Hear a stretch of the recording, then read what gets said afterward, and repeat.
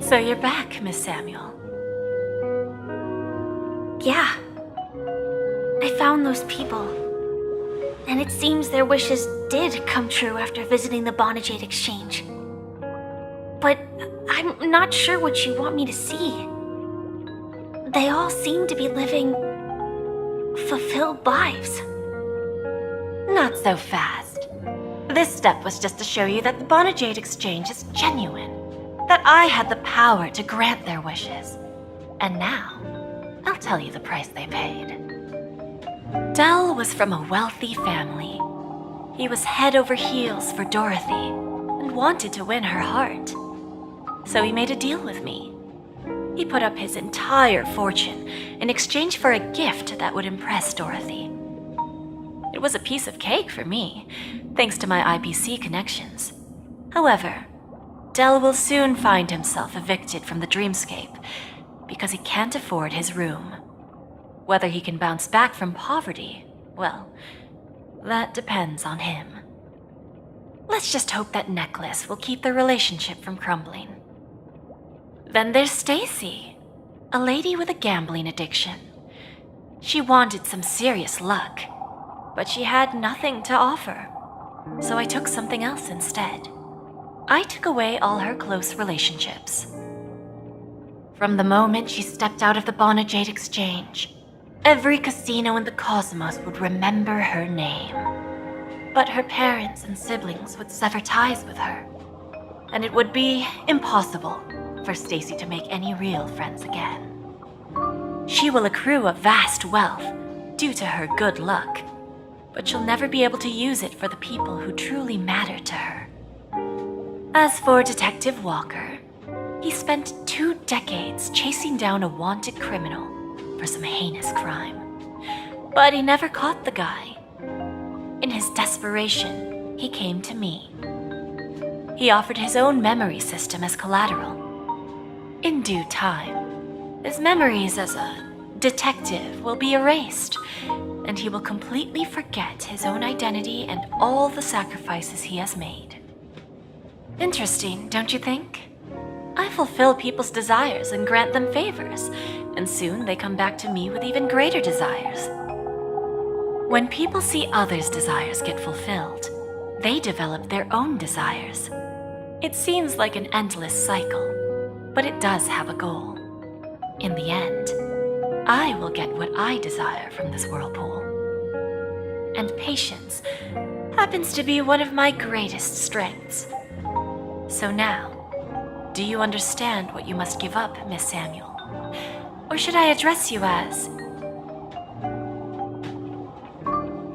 AR-26710, a remnant of Glamoth's Iron Cavalry? I'm not surprised. You are much calmer than I expected. Entropy loss syndrome. Truly an unjust misfortune, isn't it? The higher-ups in Glamoth implemented such a failsafe within the genes of their warriors, just to make sure the Republic's most powerful weapons wouldn't fall into the wrong hands. As for the price, those Iron Cavalries weren't exactly seen as regular, independent humans, so there wasn't really a price to be paid. However, you are different.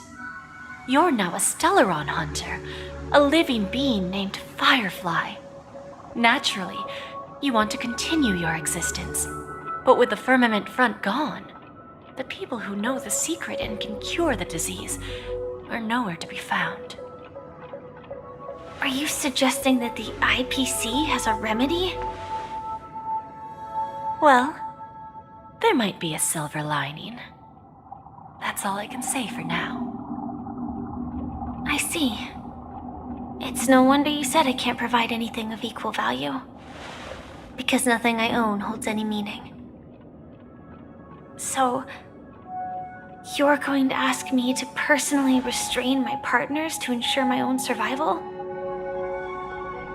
Unfortunately, that's not quite the case.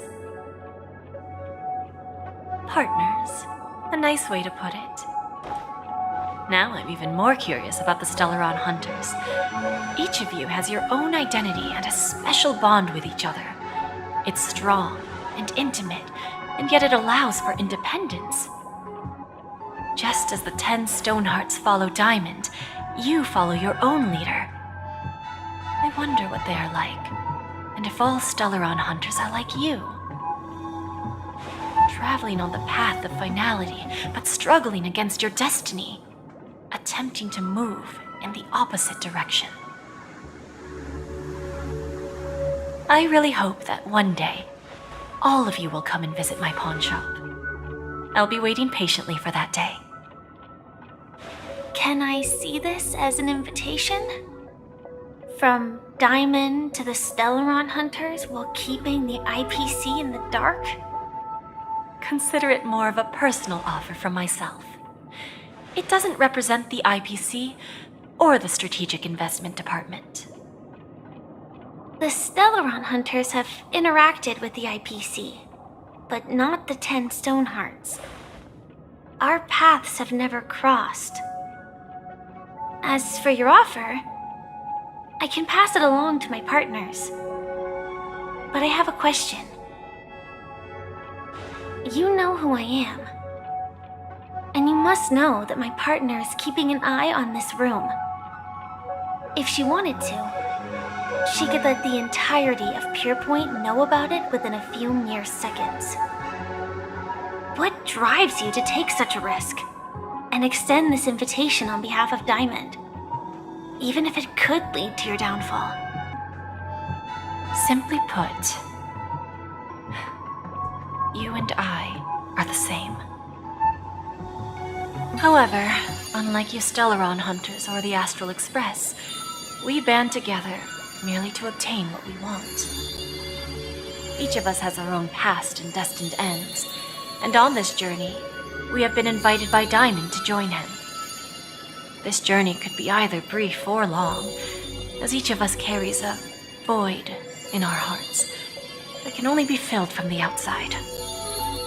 So, Diamond made us a promise to divide the power of the Emanator of Preservation into 10 pieces and give each of us a cornerstone to fill that void. Mortal flesh is fragile, yet my heart is unyielding like the monolith. For without this resolve, the way of preservation would fade into oblivion. So, you understand?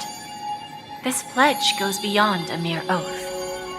It's our collateral in exchange for opportunities, wealth, survival, and a future. And whatever we gain from it will fortify the Stonehearts in return, allowing us to achieve the great cause of the preservation when the war among the eons eventually comes.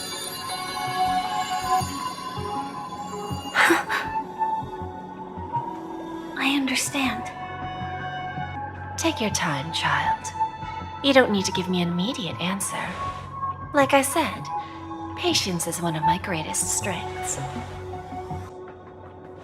If fate turns that page, our paths will cross again. It's a shame, though, that this pawn shop can't give me what I desire. My last attempt in Penacony. Well, it ends with hope.